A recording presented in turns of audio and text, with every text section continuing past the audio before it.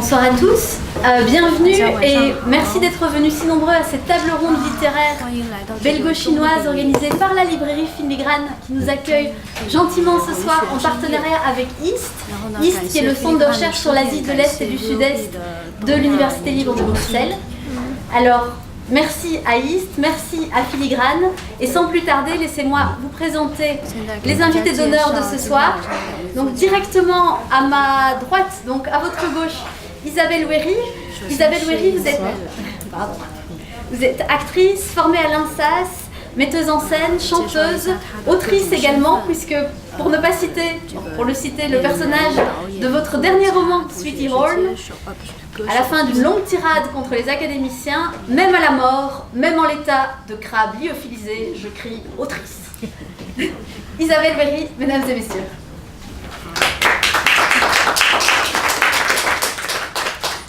Alors à la droite d'Isabelle, encore à votre gauche, Sheng Krei qui est une autrice chinoise née dans la région du Hunan, qui a écrit de nombreux romans très souvent autour de la thématique des femmes et du corps des femmes et qui vient vous présenter ici aujourd'hui son dernier roman paru en français aux éditions Philippe Pitié, Un paradis, en chinois Fudi.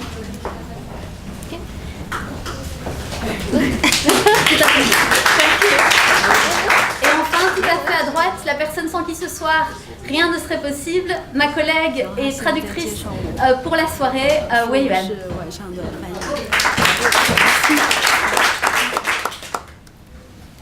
Donc, pour lancer la soirée, voici ce que je vous propose. J'ai résumé vos biographies très très rapidement, beaucoup trop rapidement.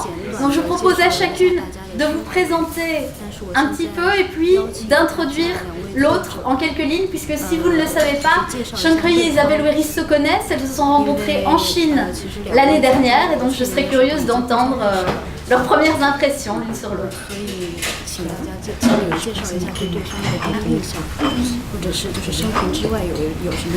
Donc bonsoir, comme tu disais, je m'appelle Isabelle Wéry, je suis née dans la région de Liège. J'ai donc suivi une formation d'actrice à l'INSAS, j'ai énormément travaillé en tant qu'actrice, puis en tant que metteur en scène, j'ai écrit pour le théâtre aussi, et puis j'ai commencé à écrire du roman, et depuis c'est devenu une passion, et donc pour l'instant je me concentre beaucoup sur l'écriture de romans, et le prochain roman va sortir au mois de début novembre, il s'appelle Poney flottant. Voilà, et donc en effet, nous nous sommes rencontrés en novembre dernier avec Kei dans un festival littéraire qui mixait auteurs chinois et auteurs européens. C'était extrêmement intéressant puisqu'on a pu se rencontrer, échanger le point de vue, etc. et nos pratiques. Et tout de suite, j'étais très captivée par Kei qui a une espèce de force et de mélanger à une espèce de douceur et qui se retrouve d'ailleurs dans son paradis, son livre qui est sous des airs extrêmement humoristiques, poétiques, qui est très, très virulent. Très, très voilà. Je réponds ? 我觉得我补充一下，我们那天在中文论坛，然后结束以后，我们有好几个作家去酒吧喝酒，然后我喝到不知道怎么回去的，第二天早上醒来的时候，发现钥匙还插在门上面，就是我自己在房间里睡觉，钥匙还掉在门外，插在锁孔里。 我可能需要一下麦克风。Je voudrais juste ajouter une chose. L'année dernière, au moment où on s'est rencontrés moi avec Isabelle, après l'événement, on s'est sortis pour aller boire quelques verres dans un bar. Et on a tellement trop bu. Et du coup, le lendemain matin, quand je me suis réveillée, j'ai laissé ma clé sur ma porte de la chambre. Et moi, j'ai raté une escapade à la Grande Muraille. Donc vous n'avez jamais vu la Grande Muraille, si je comprends bien. 所以下次我可以专门带你去长城。La prochaine fois, je vous fais visiter la Grande Muraille moi-même. 我我现在 say hello to 大家，我就是说，不知道以前有没有中国作家在这儿做过活动，或者大家有没有听过中国作家谈论他们的作品和中国的社会。Donc maintenant je vous dis bonsoir et je ne sais pas si vous avez l'autre fois un écrivain ou une écrivaine chinois ou chinoise qui est venu sur ce stage de filigrane et je ne sais pas si vous avez l'expérience d'entendre un auteur chinois pour parler de la société chinoise actuelle. 所以一会儿我很愿意听到大家的反馈，我跟别的中国作家或者有什么不同，或者能带给你们什么新的感觉。Donc je suis vraiment impatiente d'entendre vos commentaires et vos réactions pour moi en tant qu'une auteure, une autrice chinoise. Okay. Alors voilà maintenant quelques mots sur Poney Flottant et sur un paradis plus spécifiquement, puisque c'est ici, c'est pour cela que nous sommes aussi ici ce soir, c'est pour lancer finalement la sortie en français de ces deux romans. Donc pour Chen Keyi, son roman Un paradis, qui vient de paraître aux éditions Philippe Pitié, traduit en français par Brigitte Duzan, qui était avec nous ce matin à l'ULB, mais qui a dû retourner sur Paris. Mais magnifique traduction de mon point de vue. Donc Chen Keyi, Un paradis, c'est votre 6e roman, le premier traduit en français. Votre premier roman, traduit en anglais, Fille du Nord, mais est un roman qui a traité avec énormément d'humour la condition des travailleuses migrantes à Shenzhen. Il est paru en anglais sous le titre Northern Girls, traduit par Shelley Bryant, qui a également traduit un autre de vos romans, Tse Wang Fu, Fugue de mort. Donc Un paradis, c'est une double histoire, c'est finalement un conte savoureux, le récit d'une jeune idiote qui se réfugie, qui vit le présent au passé et les souvenirs, et ses souvenirs au présent, et c'est un conte onirique, très poétique. On lira des extraits dans un instant, mais c'est également une critique très pointue de la société chinoise contemporaine et du pouvoir qu'a l'État, bien sûr, même si dans le cas de Paradis, le centre pour mères porteuses est un centre illégal, mais du pouvoir qu'ont les hommes et qu'ont les structures sur le corps des femmes. Alors Isabelle Wéry, votre roman qui sort le 6 novembre, le 7 novembre, j'avais un copion là, le 7 novembre aux éditions On Lit, c'est donc votre 3e roman, après d'abord Monsieur René, puis Marilyn Desossé, qui est sorti en 2013, qui a été finaliste du prix Rossel, qui a obtenu le European Union Prize for Literature et qui a été traduit dans de très nombreuses langues, on en reparlera d'ailleurs. Et donc Poney Flottant, que vous aurez bientôt le plaisir de découvrir, c'est un conte initiatique, c'est l'histoire de Sweetie Horn, une autrice à succès qui à l'âge de 70 ans se retrouve dans le coma et ne sachant communiquer avec son entourage, se met à écrire mentalement le récit de son enfance, et ça donne lieu d'ailleurs à de très croustillants passages où elle imagine les titres que donnerait son éditeur aux romans écrits dans sa tête. Enfin, vous nous lirez des extraits dans un instant. Et alors, Poney Flottant, c'est aussi le temps du flottement, entre le temps du poney et le temps du cheval, le temps de l'adolescence et de l'âge de la femme presque là. Et alors, l'une comme l'autre, j'aimerais bien vous interroger sur cette question de la temporalité, justement, dans vos livres. Donc, Poney Flottant, je viens d'en parler. Vous émaillez également votre texte de références culturelles qui font que le temps se dissout et se replie sur lui-même, puisque Sweetie Horn participe aux 20 km de Bruxelles.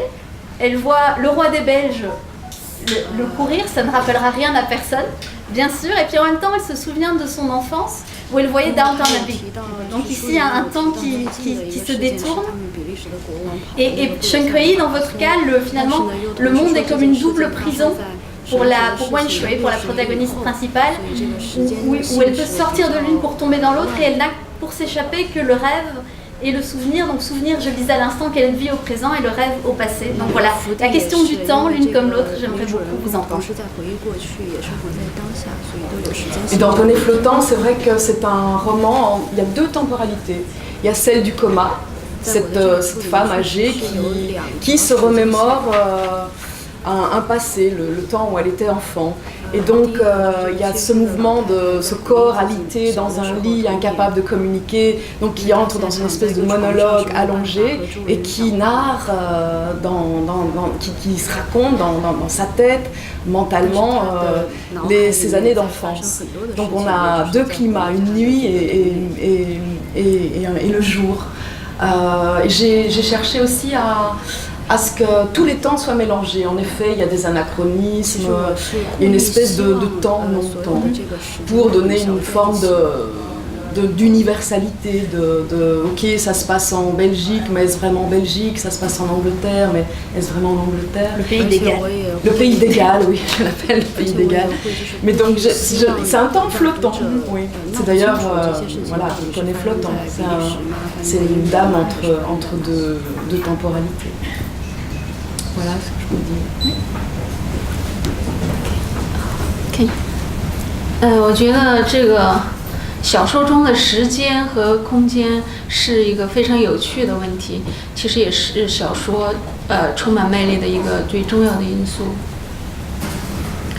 Pour moi, l'espace et la temporalité sont deux éléments qui rendent le roman charmant. 我的这个小说主人公是一个白痴，用这个白痴女孩的叙事。那么，因为她是一个白痴，她对时间没有概念，所以在她的叙述当中，过去和现在是混在一起的。Dans mon roman Le Paradis, la protagoniste est une idiote et du coup pour elle, elle n'a pas ce sens de temps. Elle mélange le passé avec le présent. 这个故事其实是一个很残酷的故事，因为这个小女孩她是流浪在街头，然后被一个代孕公司的经理带回去，就把她作为一个摇钱树，就是一个没有本钱就能开始做生意，就是利用她的身体开始来代孕。Il s'agit d'une histoire très cruelle parce que cette protagoniste est une vagabonde. Elle a été recyclée par cet agent de ce centre illégal pour ses mères porteuses. Comme ça, on peut utiliser son corps sans payer rien. 那么在这个代孕中心这种集中营式的军事化的管理当中，这个小女孩她恰恰感觉到的是另外一种自由。相比她在外面的那种，她觉得在这个小监狱里头，她找到了一种幸福的感觉。Paradoxalement, cette jeune fille, jeune idiote, dans ce camp de concentration très inhumain, elle arrive à trouver une certaine liberté et une certaine bonheur. 其实这也是暗喻着我们有很多的人，比如像中国社会有很多的人，其实就是像这个小女孩一样，对她目前的这个状况一无所知。我记得有一本书叫《天鹅绒监狱》，其实他说的就是这样的一种状态，就是人的状态。天鹅绒监狱是中国的书吗？不是，是欧洲哪个？我突然一下忘了。对。En fait, je voudrais faire une métaphore pour tous ces Chinois qui ne se rendent compte pas de ce qui se passe dans son environnement, pour tous ces Chinois qui se trouvent dans une prison dorée, si on peut dire ça en français, oui. 那个天鹅绒监狱，我忘了是哪个国家的了。Je me souviens qu'il y a un livre qui s'appelle La prison du Velvet. Je crois qu'elle veut parler de ce sens de la prison dorée. Ouais. OK. 我也不知道说什么了。然后就是这样，就是有一群女性，她们没有自己的名字，她们像囚犯一样在这个代孕中心，被每个人有一个数字，那么名字是消失的，每个个体是消失的，她们只是一个制造胎儿的这种生产者。Ah, ok, d'accord. Attends. Alors, pour toutes ces prisonnières de ce centre des mères porteuses, elles sont privées de leur propre nom. Elles sont simplement appelées par des numéros et on les traite tout simplement comme des machines de production de bébés. Merci beaucoup à toutes les deux. Ce qui est particulièrement frappant déjà dans votre première réponse, c'est ce rapport à l'espace, dans Poney Flottant, comme dans Un paradis, cet esprit finalement comme espace de liberté qui permet de libérer quand le corps est restreint, quand il est allongé, en fait dans un cas comme dans l'autre, dans le coma, dans le cas de Poney Flottant, et puis dans un lit dédié dans ce centre de mères porteuses pour Shunkrei, et donc cet échappatoire qui est finalement l'imagination, le rêve, le souvenir. Et à propos de souvenirs, j'aurais voulu vous interroger l'une et l'autre sur la place prépondérante que joue l'enfance dans vos œuvres et les souvenirs, puisque par exemple pour Shunkrei, il y a de nombreuses peintures, vous les verrez tout à l'heure dans l'ouvrage, qui illustrent, voilà j'en ai une ici, qui illustrent un paradis, qui sont systématiquement des peintures de petites filles avec un petit chien et qui semblent manifester un certain temps de l'innocence. Dans votre cas, Isabelle, vous avez passé votre enfance en partie dans la ferme de vos grands-parents. Ça a été une influence majeure pour vous, par exemple pour votre première pièce au théâtre La mort du cochon, où ici, avec Poney Flottant, on retrouve cette ferme. Et voilà, j'aurais voulu en savoir plus sur la manière dont vos enfances mutuelles informent votre écriture. C'est vrai que peut-être certains d'entre vous ont grandi aussi à la campagne ou dans une ferme. La ferme est un endroit pour un enfant extraordinaire. C'est un lieu où ça naît, ça meurt, ça fait l'amour, ça copule, ça mange. Enfin, il y a un rapport extrêmement charnel avec l'existence, avec le fait d'exister, donc qui est très intense. Et c'est un endroit aussi fabuleux parce que les êtres humains et les animaux vivent sous le même toit. Ils vivent aussi en fonction des saisons, en fonction des travaux à faire selon les saisons dans la ferme.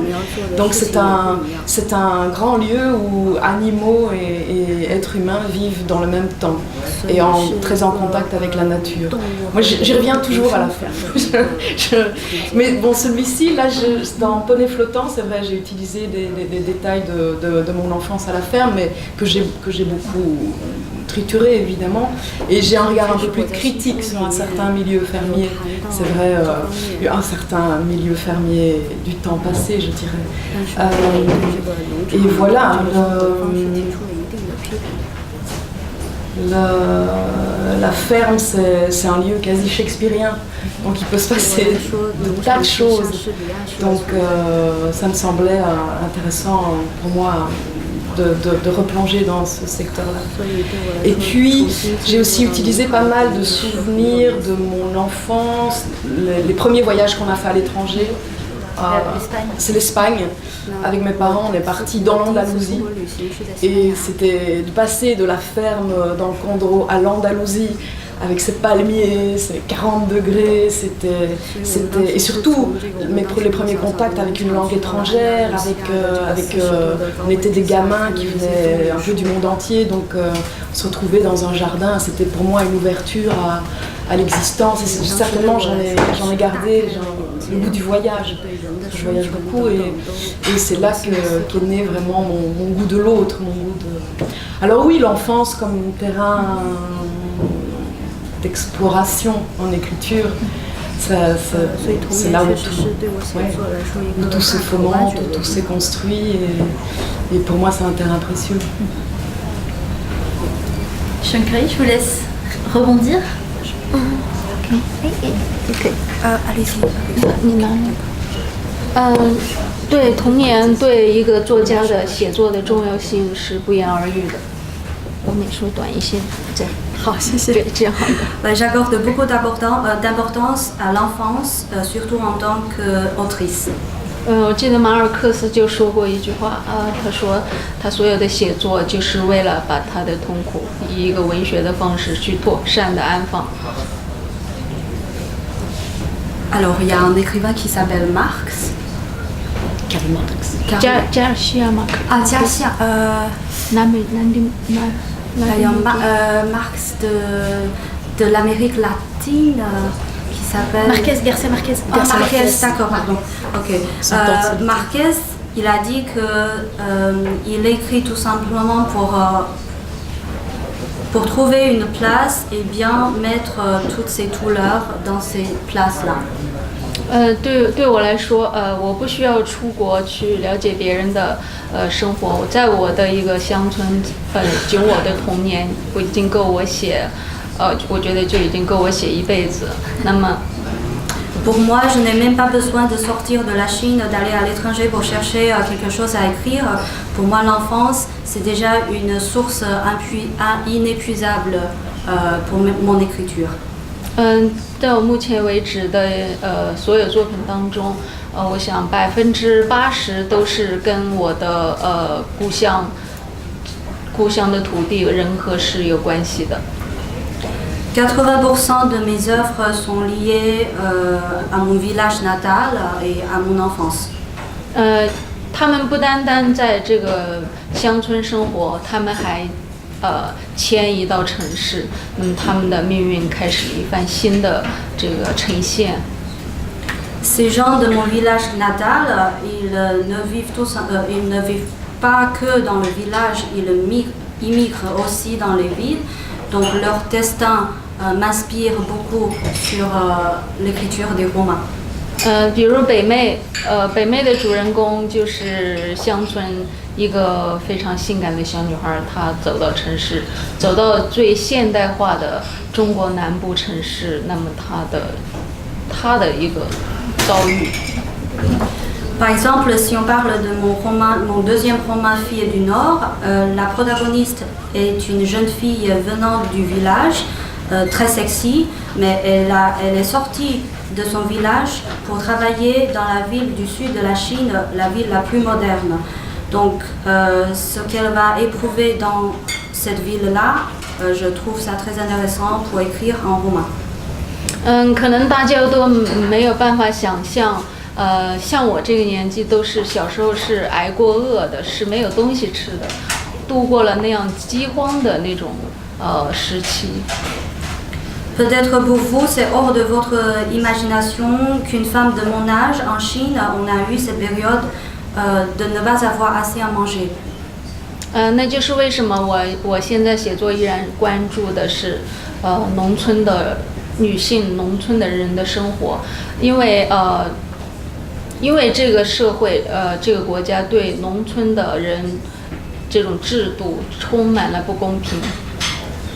C'est pour cette raison-là que j'écris même maintenant toujours sur la campagne, parce que pour moi, le régime et le système en Chine est tellement injuste pour les gens de la campagne. 因为中国13亿人口有9亿是农民，那么农民的问题如果是没有妥善的解决的话，我觉得这个整个国家也不可能好。Parmi le 1,3 milliard de population de la Chine, 900 millions sont des paysans. Si on n'arrive pas à les rendre heureux, je ne pense pas que la Chine va être un bon pays. 那么尤其如果是女人的问题，女人没有得到尊重，女人的尊严没有解决，女人的身体不能够归自己所有的情况下，那么我觉得这个国家也会谈不上文明，这个社会也谈不上进步。Surtout pour les femmes à la campagne, si elles n'arrivent pas à prendre décision de leur propre corps, si elles n'arrivent pas à se rendre conscience de l'existence d'elles-mêmes, je ne pense pas qu'il existe vraiment une civilisation. 所以到我最近的3个长篇就是子宫3部曲，就是特别集中的、深入的去探讨了女性的身体、女性的权利的问题。Et c'est aussi pour cette raison-là que j'ai écrit la trilogie de l'utérus pour discuter plus profondément le problème, le sujet des femmes et leur corps. 对，有一部是不能在中国出版，但是已经在台湾出版了。所以这个3部曲感觉像3姐妹不能团圆。Un de cette trilogie n'arrive pas à vraiment être publié en Chine continentale, mais il est publié à Taïwan. Donc je sens que ces 3 sœurs-là n'arrivent pas à se réunir en Chine continentale. Merci beaucoup Shengri. Sur la question du corps, qui est une question centrale en fait dans vos œuvres à toutes les deux. J'aimerais bien, Shengri, vous entendre plus dans un instant sur cette trilogie de l'utérus et sur les différents tomes qui la composent. Mais d'abord, je vais rendre la parole à Isabelle Wéry, puisque dans votre œuvre aussi, le corps, parler du corps de manière libre, sans tabou, c'est tout à fait prépondérant pour vous, je pense. Vous avez commencé votre carrière en tant qu'actrice, j'ai joué les monologues du vagin 150 fois. Oui. Ce qui représente un certain nombre, et ça vous a fait réaliser à quel point les abus sexuels sont courants dans la société encore aujourd'hui. Et d'autre part, dans vos œuvres, vous aimez aussi montrer à quel point le corps est plein de mystères. Je pense notamment à Marine Desossé qui cherche l'amour, mais cherche l'amour un peu chez les plantes, un peu chez les animaux, chez les hommes, chez les femmes, et qui est dans une exploration d'elle-même à bien des niveaux, et donc ce corps qui est toujours là, finalement en fil rouge à travers vos textes. Et qu'en est-il pour Poney Flottant cette fois-ci, et qu'est-ce qui change par rapport à vos autres textes, ou quelle est la dimension que vous voulez explorer en plus? Dans Poney Flottant, c'est vrai que j'ai utilisé des éléments que j'avais exploités dans mes spectacles, dans Ceci est mon corps par exemple. Dans le bazar des organes, j'ai voulu, parce que le théâtre est éphémère et que les écrits restent, j'ai intégré des données dans ce roman-ci, qui est vraiment en effet autour du corps. Et donc là, il est question d'un corps qui n'est plus un corps, puisque cette dame qui est dans le coma, c'est comme si elle n'était plus qu'un pur esprit. Et donc, qu'est-ce qui se passe quand on n'a plus de corps, quand on est dans cette expérience de n'être plus qu'un esprit qui pense, dans cette situation un peu claustrophobique. Et puis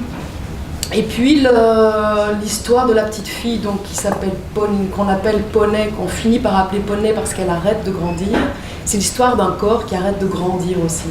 Et c'est évidemment une métaphore, c'est comment elle ne parvient pas à vivre avec ça, avec le fait de rester petite.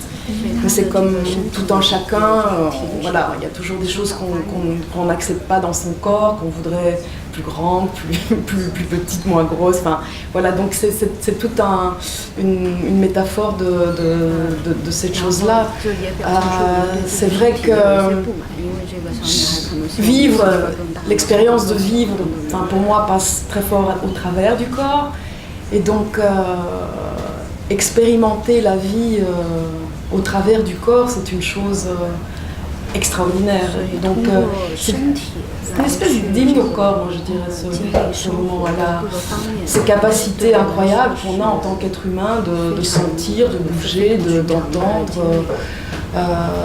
C'est une chose fabuleuse. Voilà. Et puis le droit à la sexualité aussi, évidemment.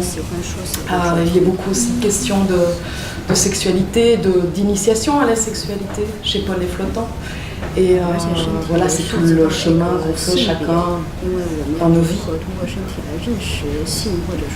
Merci beaucoup. Et vous avez dit quelque chose qui m'a frappée parce que ça s'applique très bien de ce que j'ai compris ce matin avec Shengri à la trilogie de l'utérus de Shengri. Vous avez parlé du corps qui n'est plus un corps et vous avez parlé d'esprit, d'esprit, et je crois savoir que dans la trilogie de Shengri, il est question à un moment donné de fantômes.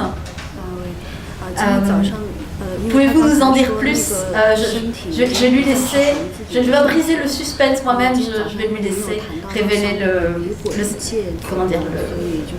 la trame de cette trilogie.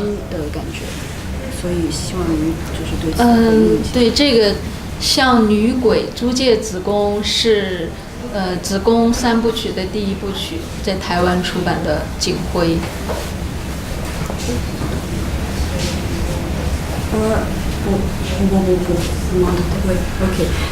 D'emprunter l'utérus à des fandoms féminins, c'est dans le premier roman de la trilogie de l'utérus qui a été publié à Taïwan. 这个小说它的背景其实就是把中国的这个大饥荒的3年大饥荒的这个历史搬到了当今社会，在中国当代的一个小镇里。En fait, j'ai réinterprété le contexte, l'histoire de la Chine, où il y avait la grande famine dans les années 50, dans ce roman-là. 他们这个小镇发展这个共产主义社会，然后饿死了1半人。Il y avait un canton, il y a un canton où on a essayé de développer le communisme, mais le résultat c'est qu'en moitié de la population est morte à cause du faim. 所以为了尽快的发展经济，他们必须大力的繁殖人口。Donc pour faire rebondir l'économie, il faut naître beaucoup plus de bébés. 他们让逼迫所有的女性都要怀孕，然后但是即便这样，子宫仍然不够，必须向女鬼租借。Toutes les femmes sont obligées de porter des bébés, d'être toujours enceintes, mais même dans ce cas-là, on n'a pas assez de bébés, assez de population. Donc on a fait le choix d'emprunter l'utérus au fandom féminin. 也就是说，其实我觉得在中国做一个女性，就是即便是成为鬼，你也是很难逃过这一劫。Je veux dire qu'en Chine, même en tant que fandom, même que tu es déjà morte, en tant que femme, tu peux pas échapper de ce destin. 所以这个是我的第一个，但是我接着我觉得意犹未尽，我觉得我还没有谈到更彻底，因为我觉得还没有更让我自己觉得我已经抒发了我对这个身体的这种剖析。Après que j'ai fini ce premier roman, je ne me suis pas satisfaite du degré d'exploitation de ce sujet de corps de femme. 所以我接着写了第2部，就是子宫。Donc j'ai commencé mon deuxième roman, il s'appelle L'utérus. 其实我觉得是因为觉得特别缺乏人性。这个小说里头的那个长辈，那么他们有2个女性都是很年轻就守寡了。第2本小说里面是吗？对，子宫。OK. Dans ce deuxième roman, il y a 2 protagonistes femmes qui ont été veuves à l'âge très jeune. 当然在中国社会，那守寡意味着她的子宫就要闲置，就要必须进入一个密封状态。C'est-à-dire que dans le contexte chinois, l'utérus des veuves sont dans un état non disponible. 那么他们的欲望也被扼杀。Leurs désirs aussi sont tués.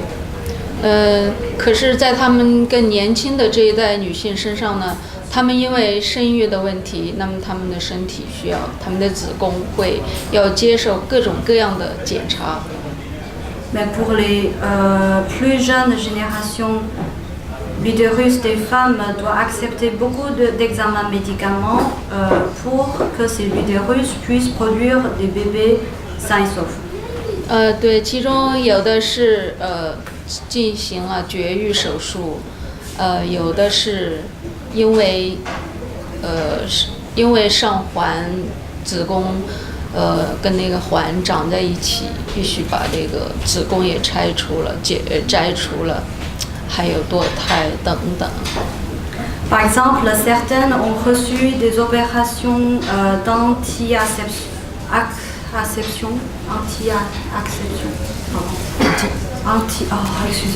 contraception. Ont reçu des opérations contraception. Certaines sont obligées de mettre un stérilet dans l'utérus. Et pour les plus malheureux, le stérilet devient une partie de l'utérus. Du coup, on devait couper l'utérus au total pour garder leur vie. 因为我觉得农村女性真的像牲口一样。我从小见到这些女性，她们走着去医院结扎，那么被用那个2轮的板车拖回来，就是像一头牲口一样。À mon expérience, j'ai vu trop de femmes à la campagne sont transportées à l'hôpital pour faire l'avortement et les ramener chez elles simplement avec en chariot. Donc pour moi, je pense que ces femmes sont vraiment comme simplement des animaux. 这就是引发我的一个思考，就是她们是人吗？ Donc c'est ça mon aspiration. Je me demande, est-ce qu'elles sont vraiment des humains? 我觉得在我们的中国，在我们的知识界，也并没有就女性的这种，尤其是乡村女性的这种问题进行过讨论。 Dans le milieu intellectuel de la Chine, je ne pense pas qu'on a assez discuté sur la vie et l'expérience des femmes à la campagne. 那么随着计划生育的这个政策的终结，那么这样的女性，她们就更不会被人惦记，她们将带着她们的伤口和她们身体里面的金属器具走向死亡。 Avec la mise en fin de la politique d'enfant unique, ces femmes seront d'autant plus oubliées par le monde et elles vont simplement mourir avec toujours un stérilet à l'intérieur de leur corps. 觉得好像挺沉重的，确实挺沉重的，因为这可能对很多西方的读者来说，真的是难以想象吧，但它就是真实的。 C'est vrai que c'est un sujet très lourd, surtout pour vous, l'audience occidentale, mais je dois vous dire que c'est un fait qui existe en Chine. OK. Merci Shenghui. Et sur ce sujet précisément, pour vous partager avec quelle poésie et quelle finesse Shenghui arrive à traiter de ces sujets-là, je vous proposerai, si vous êtes d'accord à toutes les deux, une lecture, un extrait maintenant de Paradis, qui est un extrait du chapitre 34, et je vous laisse découvrir par vous-même. Et est-ce que je peux vous demander, Isabelle, de lire la version française? Ah bien sûr. Si vous voulez bien. Le premier paragraphe. OK. 谁先读？你先读吧。这一段是关于这个弱智小女孩她怀孕了之后，医生再给她做检查。我先讲一下。On va lire un paragraphe sur cette idiote qui est maintenant enceinte et le docteur doit faire un examen médical pour elle. 我平躺着，肚子圆圆的，像世界地图。医生戴着眼镜、口罩和手套，棉棍沾了药水，往我肚皮上抹。他不急不缓，一圈一圈，像摊薄饼。医生扔掉棉棍，拿起针管，针头像筷子那样长长的。戴胶手套的手像只蝴蝶，轻轻落在花瓣上，花瓣颤巍巍的。我动了起来，稳住它，医生说。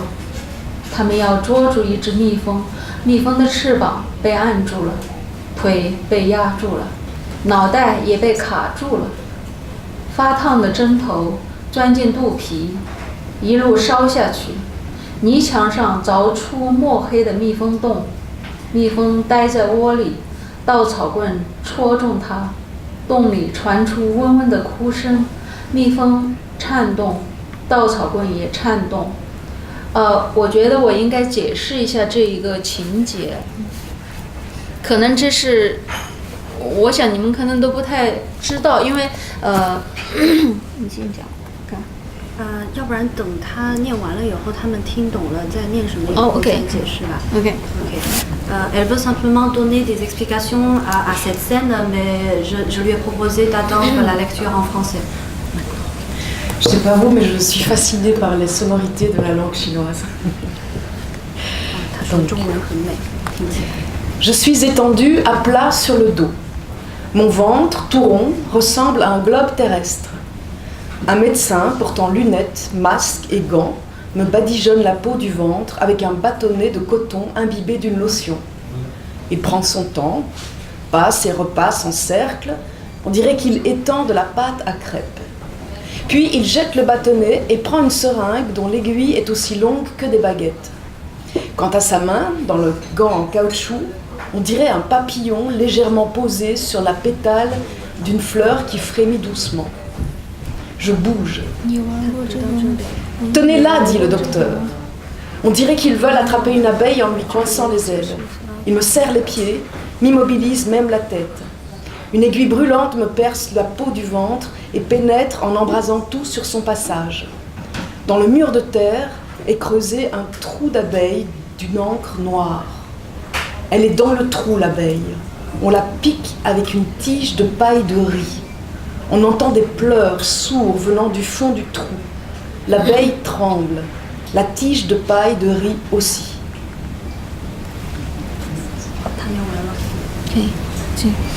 我刚才说的，我要解释一下，就是因为她怀孕的这个几个月的小孩是一个畸形，然后他们必须把它堕胎，然后再给他打那个堕胎的针。所以医生现在是已经知道他是畸形了吗？对，他们就是要把它打那种引产的针。所以现在打这个针就是为了要引产。对，这么长的针。对。OK. Je dois vous expliquer que l'idiote est enceinte, mais dans son ventre, le bébé, tout le monde sait que déjà que le bébé n'est pas healthy, viable. Ok, vous connaissez ça. Et du coup, ils ont décidé de faire l'avortement. 因为他是一个弱智，他看到那么长的针，那他联想到他小时候的一种游戏。La protagoniste est une idiote. En voyant cette aiguille très longue, elle pense à un jeu de son enfance. 因为在乡下都是泥砖建的房子，那么蜜蜂呢会在泥墙上面凿洞。À la campagne, les maisons sont construites par de la terre. Du coup, les abeilles vont creuser des trous dans les murs de la maison. 那我们在乡下童年小孩的游戏就是拿一根稻草，大概这么长，然后去凿那个洞里的蜜蜂。Donc, nous avons à la campagne un jeu pour les enfants de chercher une tige de paille de riz et de les foncer dans les trous d'abeilles. 然后是外面拿一个瓶子，拿瓶子对着那个蜜蜂洞，让蜜蜂飞出来的时候呢，它就飞到这个瓶子里了。Et on couvre le trou avec une bouteille. Donc quand les abeilles sortent, ils entrent dans la bouteille. 对，这就是一个弱智对于别人给他引产的时候，他想到的一个。Donc c'est ce que la protagoniste idiote est en train de penser quand les autres sont en train de faire l'avortement sur le corps d'elle. Voilà, alors pour rebondir tout de suite sur la question de la langue, parce que vous avez eu l'occasion d'apprécier à quel point Chancreuil arrive à traiter de ces sujets avec une poésie ciselée. J'aimerais vous demander à votre tour, Isabelle, parce que quelque chose qui m'a frappée, et particulièrement dans les premières pages de votre roman, c'est la place des mots sur la page et ce rapport en tension entre prose et poésie qui semble cohabiter, s'entremêler, se séparer à nouveau. Et j'aimerais en apprendre plus sur la manière dont vous écrivez, ainsi entre prose et poésie, et éventuellement si vous désirez nous lire un extrait. J'aimerais vous entendre la manière dont vous le dites, parce que je l'ai entendu, je me le suis dit dans ma tête, en le lisant, je me suis dit, lu par une actrice, ça doit être fantastique. Le travail avec les mots et la langue, de par mon travail d'actrice, c'est vrai que c'est quelque chose qui me touche beaucoup, puisqu'on est amené à beaucoup d'oralité, à dire les mots des auteurs à voix haute, donc à trouver un rythme, un sens, etc. À travers le corps, à travers la respiration. Donc je travaille beaucoup, c'est vrai, sur les mots et sur une forme de poésie, sur une forme de graphisme aussi, d'agencement des mots sur le papier, parce que l'histoire que je raconte, elle se lie aussi. Bien sûr, il y a du sens, mais elle se lie aussi avec les yeux. Il y a quelque chose de graphique. Et là, je cherchais aussi à traduire cet état de coma, c'est les monologues de cette Sweetie Horn, d'essayer de traduire comment agencer sur le papier un état de coma pour le lecteur. Donc, on a travaillé là-dessus avec Pierre de Molenard, le responsable de chez Only. On a réfléchi à une solution pour essayer de traduire cet état de coma. Donc, vous voulez que je vous lise un petit bout là? Oui, volontiers. Donc, c'est une grande première. Donc, je vous montre comment c'est agencé sur le papier. Comme ça, vous voyez un peu. Il y a des grands espaces blancs, etc. Donc ça commence comme ça. C'est je, tout seul. Où suis-je, Mon corps semble engourdi. Mais suis-je Sweetie Horn, anglaise, j'écris du polar. Oui, c'est ça. Oui, c'est sûrement ça. Mais où suis-je, Il me semble que mon corps est réellement absent. Je ne peux rien bouger. Suis-je morte? Je n'entends rien. Ah si. Bip, bip, bip, bip. Un hôpital. Il me semble entendre un souffle humain à côté de moi. Ah, mais c'est carrément flippant. Je suis dans un trou noir, dans l'impossibilité absolue de bouger, et quelque chose ou quelqu'un souffle à côté de moi. Je vais crier. Aucun son ne semble sortir de ma bouche. Mais ai-je toujours une bouche? Suis-je toujours un être vivant? Ou bien ne reste-t-il plus de moi qu'un brin de conscience, là, qui formule ce que je pense? Lueur dans une sordide caverne noire. J'ai peur. Mais peut-être suis-je en train de rêver et vais bientôt me réveiller, etc., etc. Merci beaucoup. Alors, une dernière question pour toutes les deux, avant de passer aux questions du public. Vous avez toutes deux, je pense, des rentrées littéraires bien chargées cet automne. Pour Chancreuil, bien évidemment, Un paradis qui paraît en français. Son nouveau roman, Le centre de désintoxication des métaphores, qui paraît à Taïwan ce mois-ci également. Isabelle Wéry, vous avez demain le vernissage de l'exposition au 140 lié à vos ateliers d'écriture en appartement à Scarbeck. Peut-être que vous voulez en dire un mot également. Et puis vous serez chez Passaportal le 13 décembre, si je ne m'abuse, dans le cadre de la sortie de Poney Flottant aux éditions Molly. Et l'une et l'autre, j'aimerais vous entendre sur vos prochains projets également. Donc, en effet, le Théâtre 140 m'a proposé de coordonner un gros événement littéraire à Bruxelles qui va se clôturer le 29 septembre. Je vous y invite, c'est une soirée de performance où il y aura une douzaine... non, qu'est-ce que je raconte? Il y aura plus ou moins 30 auteurs belges francophones qui vont se succéder sur la scène et qui vont lire à vue des extraits de bouquins qui ont été récoltés via des boîtes à livres, avec des musiciens en plus sur le plateau. Donc ça risque d'être un événement assez festif. Il y aura Thomas Gunzik, Myriam Leroy, Véronique Bergen, Antoine Bout, Sébastien Ministru, etc., etc. Puis mon autre gros projet, c'est que je pars en Chine très bientôt pour y écrire. Ça c'est un projet qui me tient à cœur. Oui. 最近的计划，好像我们都在离开自己的国家。Je constate que tous les deux, nous sommes en train de quitter nos propres pays. 因为我接下来我也要去纽约，然后还要去柏林，还要去台湾。Moi, je pars très bientôt à New York et après à Berlin et après à Taïwan. 9月和10月确实是我这几年出版特别多的，我的新的英文书马上就要由企鹅蓝灯出版。Le septembre et l'octobre, c'est vraiment une période très dense pour ma publication. Je vais encore avoir un livre publié en anglais chez Penguin. 然后是子宫也是由人民文学出版社10月初出版。Et l'Udérus va être publié en Chine par la maison d'édition de la littérature du peuple en octobre. 其实我现在最想的是尽快结束我的这个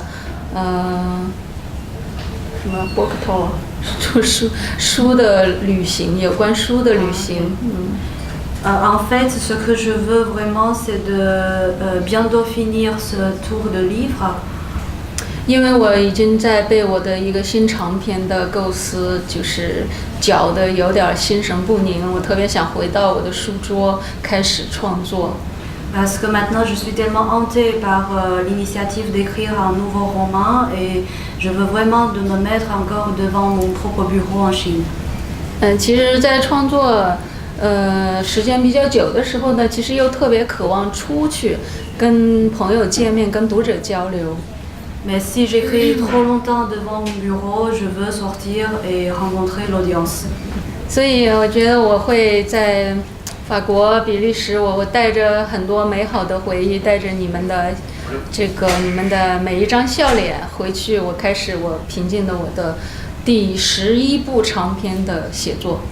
Donc je crois que je vais rentrer en Chine avec de très beaux souvenirs en France et en Belgique et avec tous vos sourires ici et rentrer en Chine et commencer mon 11e roman. Merci beaucoup, merci à toutes les deux.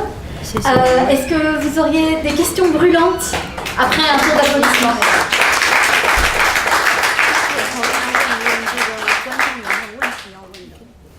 Des questions brûlantes. Je me déplace avec le micro, n'ayez pas peur.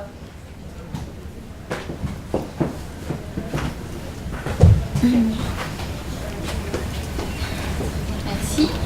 Moi j'avais une question pour Shen-Krei, parce que je suis en train d'achever la lecture de Bei Mei, Les filles du Nord, et j'ai aussi lu Un paradis. Et je suis frappée par la place de l'amour homosexuel entre femmes. Qui peut être un amour charnel aussi, mais qui est aussi une forme de solidarité entre des femmes qui vivent des choses extrêmement difficiles, des choses difficiles dans le contexte de leur travail, des choses difficiles dans le contexte de leur relation aux hommes. Et donc j'aurais aimé savoir, c'est jamais des relations vraiment abouties entre les femmes, mais on a l'impression de comprendre qu'il se passe quand même quelque chose. Et voilà, j'aimerais savoir quelle est la place qu'elle accorde à cette relation entre femmes, qu'elle soit charnelle ou pas, dans les romans qui vont arriver, et puis peut-être en rapport avec ceux qui sont déjà entre nos mains. 所以我想问的是，您在将来的作品里面怎么处理这个女性互相之间的关系，不管是有没有肉体上的关系，总之就是女性之间的关系。谢谢。首先，这个北妹里头，确实有这种患难的这种感情在里头。这两个女孩，因为可能也是因为这个外部的社会那么冷漠，那么她们相互之间的这种取暖是非常重要的。C'est vrai que dans le roman Les filles du Nord, il existe une relation entre les filles, surtout les filles qui ont vécu ensemble la douleur en face de l'indifférence du monde extérieur. 可能仅仅是北妹里头表现的比较充分，就是女性跟女性之间。在我的别的作品当中，好像大部分都是比较孤独的。Mais je pense que c'est seulement dans le roman de la fille du Nord que j'ai beaucoup décrit sur la relation entre les femmes. Je crois que dans mes autres romans, les protagonistes féminines, elles sont plutôt isolées. 或者是比较虚伪的一种友谊。Ou peut-être entre elles, il s'agit d'une amitié hypocrite. C'est ça le mot. 我想不管是女性跟女性之间的情感，或者女性跟男性之间的情感，他们都不是最重要的。我觉得最重要的应该是就是女性她个人的独立，她的强大。Quel que soit qu'il s'agisse de la relation entre les femmes ou qu'il s'agisse de la relation entre une femme et un homme, je ne pense pas que c'est le plus important pour moi et pour mes œuvres. Moi, j'accorde la plus grande importance à la femme en tant qu'individu, que cet individu ont conscience d'elle-même. 所以也是我特别愿意多看到的女性少一点这种逆来顺受，离开那个就是离开那种耗费你的事情，尤其是面对家暴、面对不公平的时候，你就是说，我觉得一定是你要站起来，我觉得应该是这样，你要站起来面对和反抗。C'est pour ça que j'écris beaucoup sur que je montre souvent que je déteste de voir les femmes subissent simplement. Je veux qu'elles quittent ce qui leur fait mal et je veux qu'elles résistent. D'autres questions? Oui, madame et puis madame. Moi, je voudrais aussi poser une question à Chérie. J'étais un petit peu étonnée par la grande disparité entre la photo de la couverture et les illustrations qui sont les vôtres, puisque vous êtes peintre également, qui sont dans l'ouvrage. Pour moi, vos illustrations sont beaucoup plus en harmonie avec le texte.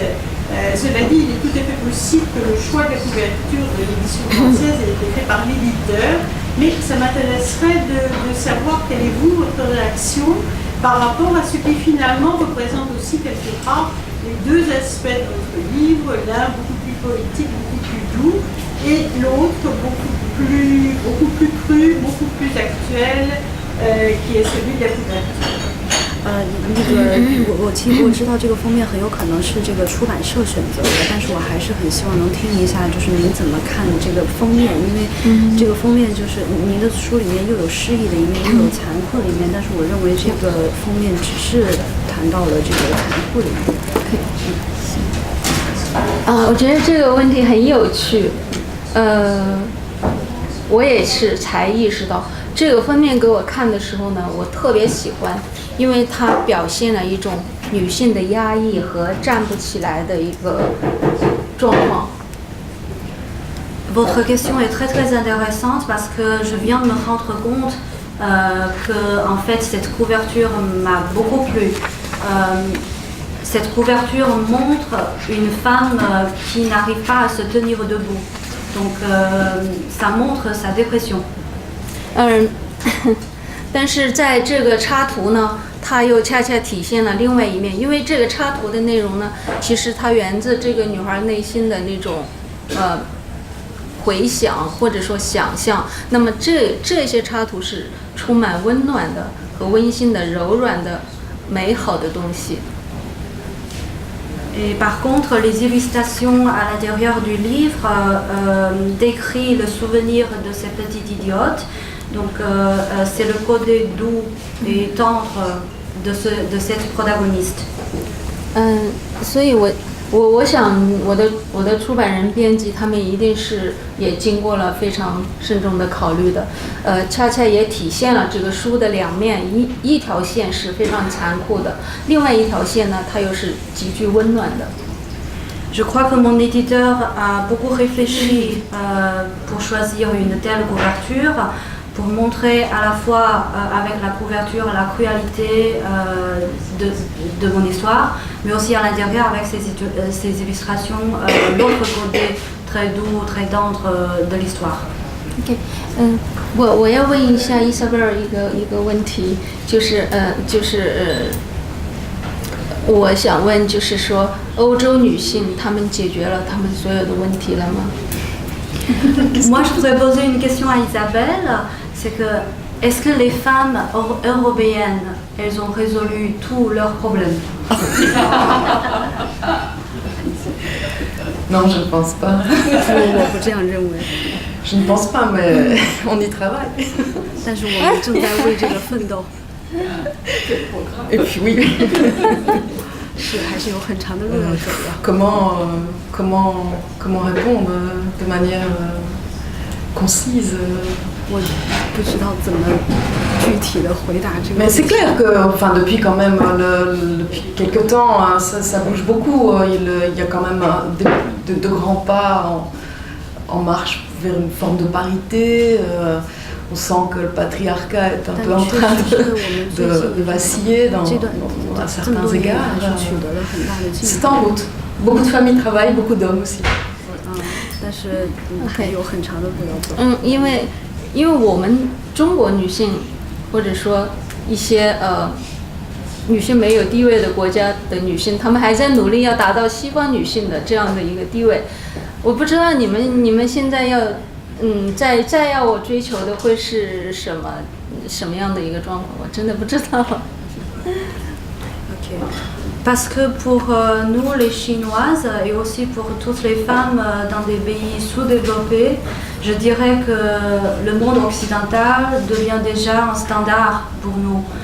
Donc je ne sais même pas encore à quoi chercher ici en Europe pour vous les femmes européennes. Thank you.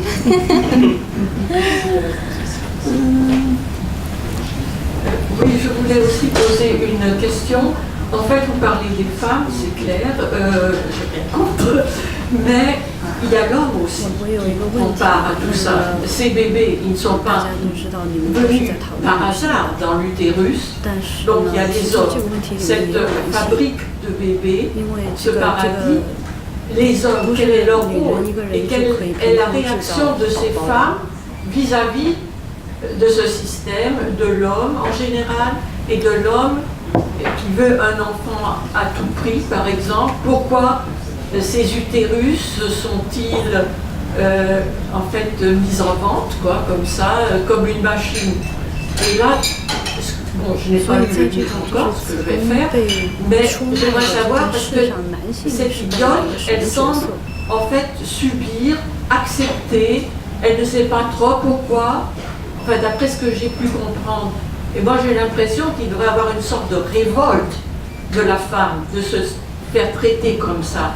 Et il y a des hommes, tout en Europe aussi, et je crois en Chine aussi, j'en ai rencontré, qui n'acceptent pas ce rôle de la femme passive, de la femme fabrique.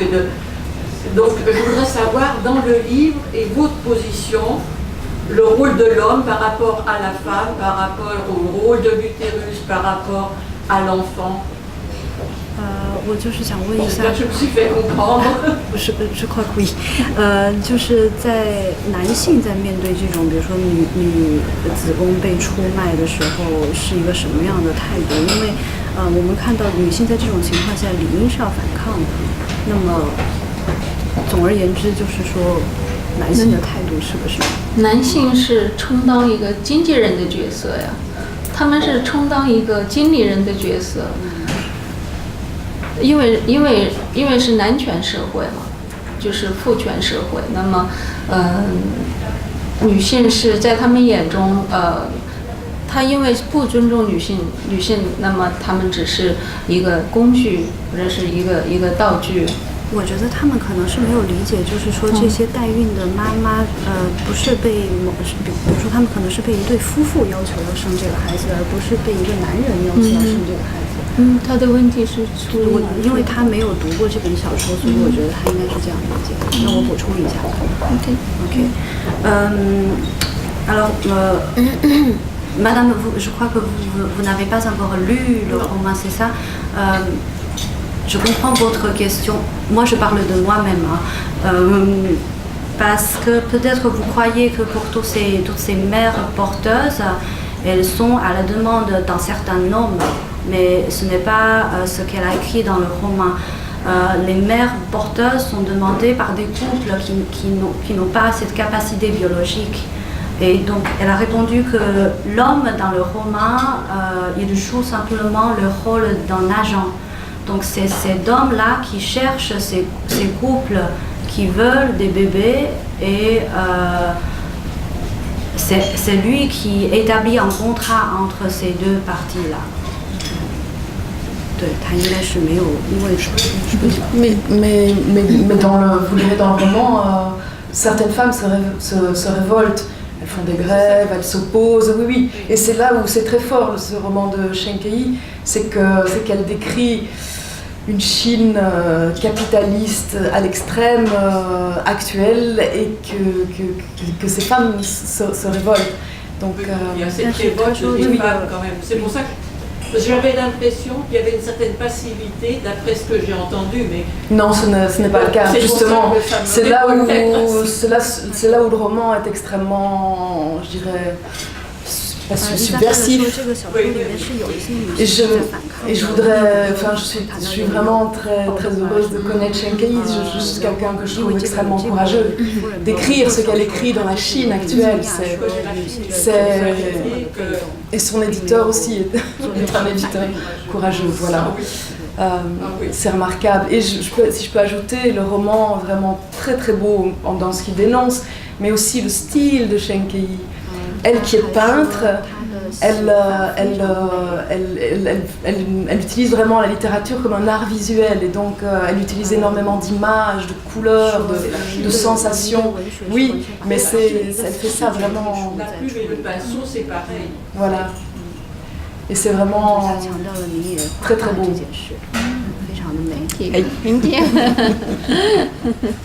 D'autres questions? Une fois, deux fois.